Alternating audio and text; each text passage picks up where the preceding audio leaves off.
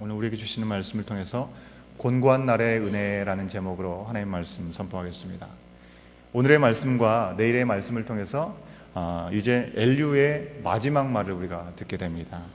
욥기는 크게 네 가지 부분으로 나누어서 우리가 생각해 볼 수 있습니다. 하나님의 의도 가운데 욥이 고난이 시작되는 부분이고요. 그리고 그 고난의 소식을 들은 세 친구들이 와서 이 욥과 대화하는 내용이 두 번째입니다. 세 번째는 지금 우리가 묵상하고 있는 말씀 속에 나오는 이 엘리후의 변론에 대한 부분이고요. 그리고 마지막 네 번째 부분은 하나님의 현현입니다. 이제 하나님의 직접 나타나시는 현현을 앞두고 있기 때문에 과연 참 긴 시간 동안 세 친구들과 또 엘리후, 이들이 다 믿음 있는 사람이었습니다. 믿음의 경륜들이 다 있는 사람이었음에도 불구하고 하나님의 더 크신 뜻이 분명히 있었기 때문에 온전하지 못했던 이 부분에 대해서 하나님께서 어떻게 말씀하실까, 어떻게 그들 가운데 임하시는가, 우리가 그런 기대하는 마음을 가지면서 오늘과 내일 이 엘리후의 마지막 말들을 우리가 함께 들어보겠습니다. 엘리후는 이제 말을 마치려 해서 그런지는 몰라도 한층 그의 말이 부드러워졌음을 우리가 보게 됩니다. 2절 말씀을 보니까 나를 잠깐 용납하라 라는 말로 시작하고 있습니다. 어쩌면 엘리후는 그의 말을 듣는 욥이 자신의 말을 인정하지 않는다고 여겼는지도 모르겠습니다. 아무튼 엘리후는 욥에게 내 말을 좀 들어보십시오 라고 얘기하면서 지금 자기가 하는 말이 자기 자신을 드러내고 자기 자신을 위해서 하는 말이 아니라 하나님을 위해 하는 말이라고 얘기하고 있습니다. 우리 2절 말씀 다시 한번 읽어볼까요? 2절 말씀만 읽습니다. 시작. 나를 잠깐 용납하라. 내가 그대에게 보이리니 이는 내가 하나님을 위하여 아직도 할 말이 있음이라. 처음부터 지금까지 엘리후는요, 하나님의 변론자의 입장에서 얘기하고 있습니다. 욥을 단순히 지적하기 위해서가 아니라 욥이 보이지 않는다고 얘기하고 찾고 있는 그 하나님이 어떤 분인지를 엘리후는 말하고 있는 것입니다. 그렇기 때문에 그는 하나님을 위하여라는 표현을 담고 있습니다. 어쩌면 이런 말은요, 어제의 말씀을 통해서 엘리후가 얘기했던 거와 좀 다소 모순이 있다고 생각할지도 모르겠습니다. 왜 그렇습니까? 어제 엘리후가 얘기한 것은 무엇입니까? 아무리 우리가 열심을 다하고 하나님을 위해서 무슨 일을 한들 그것이 하나님께 유익이 되겠습니까? 라는 질문이지 않았습니까? 그렇기 때문에 자신의 말이 무색해질 정도로 내가 하나님을 위해서 말을 하겠다고 하는 것이 다소 좀 어폐가 있는 것처럼 보일 수 있습니다.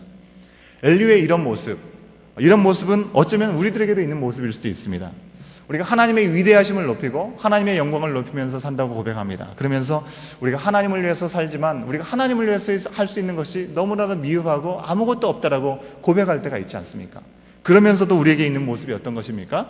그래도 다른 사람들과 비교했을 때 나 자신만은 하나님을 그 사람보다는 내가 좀 더 잘 알고 있고 나 자신만은 하나님에 대한 뭔가 말할 것이 있다라고 생각할 때가 간혹 있는 것이 바로 우리들의 모습 속에서도 발견하는 모습이기 때문에 그렇습니다. 물론 하나님은 사람이 하나님의 선하신 뜻 가운데 당신의 뜻대로 살아갈 수 있도록 우리에게 새로운 인생을 허락하셨습니다. 분명합니다. 하지만 하나님께서 길을 열어주시고 하나님의 뜻대로 살아갈 수 있도록 우리를 주관하여 이끄신다고 하는 것과 사람이 스스로 내가 하나님을 위해서 이만큼 살고 있다라고 얘기하는 것은 분명히 엄연히 다른 얘기라고 하는 것입니다. 우리는 엘리후가 얘기하고 있는 것처럼 하나님을 위하여 사는 인생이 되어야 합니다. 세상의 중심이 아니라 자기가 중심이 아니라 하나님의 뜻 가운데 서가려고 하는 몸부림, 그런 인생의 방향들을 놓치지 말아야 된다는 의미에서 그렇습니다. 하지만 동시에 엘리후처럼 마치 우리가 하나님을 위해 살아가고 있는 것처럼 우리 스스로 자신을 드러내서는 안 된다고 하는 것이죠. 엘리후는 자신이 온전한 지식을 가진 사람이라고 자신을 표현하고 있음을 보게 됩니다. 3절과 4절 말씀 함께 보겠습니다. 3절 4절입니다. 시작. 내가 먼 데서 지식을 얻고 나를 지으신 이에게 의를 돌려보내리라. 진실로 내 말은 거짓이 아니라 온전한 지식을 가진 이가 그대와 함께 있느니라. 우리가 그냥 이 말씀만 보면 다소 아주 교만스러운 표현이 아닌가 그런 생각을 해보게 되는 것입니다.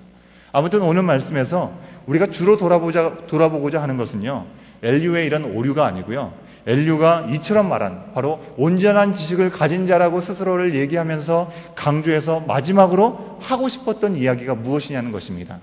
엘리후는 자신의 말 거짓이 아니고 온전한 지식이라고 강조하면서 하나님의 고난의 이유에 대해서 말하고 있습니다.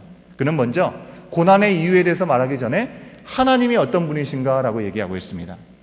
앞서 엘리후가 자식이 자신의 의를 드러내고 온전한 지식을 너무나 강조한 부분, 사실 다소 아쉬움이 남는 부분이긴 합니다. 하지만 지금 하나님 앞에서 하나님의 뜻을 알리고자 먼저 하나님이 어떤 분이신지 누구신지 말하면서 이 대화를 열어가는 이 엘리후의 방식은 참으로 아름다운 모습이라고 생각합니다.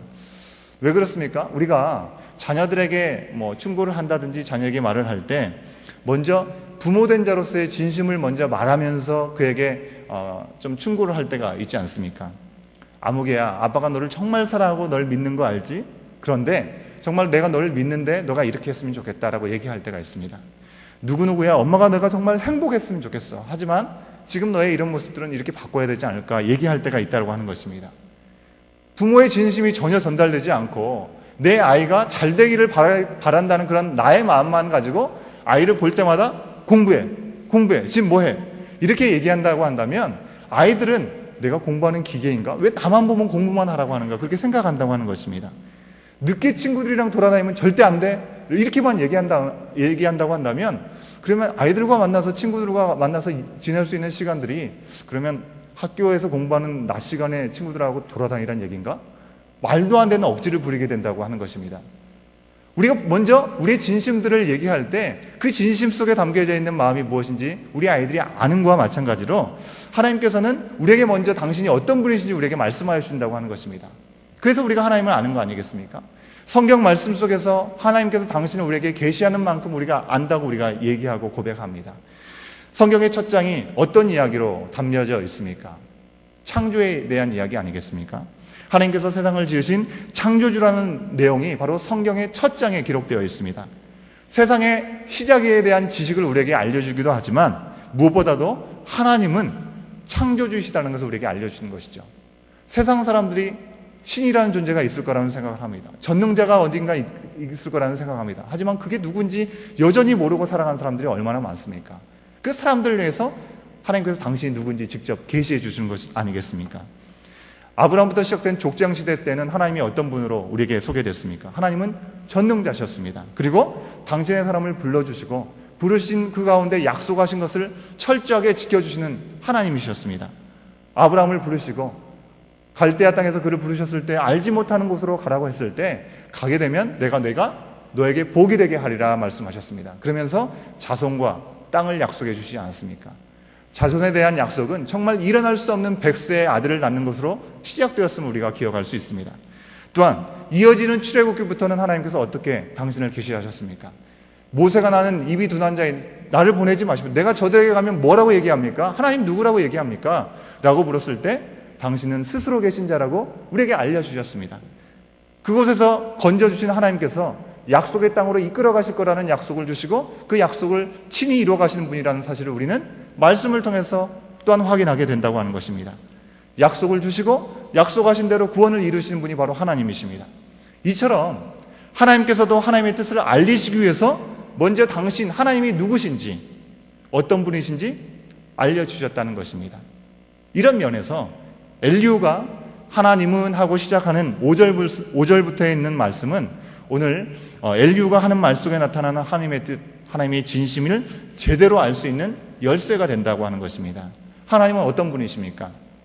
5절부터 10절까지 말씀 우리가 읽어보겠습니다. 5절부터 10절입니다. 시작.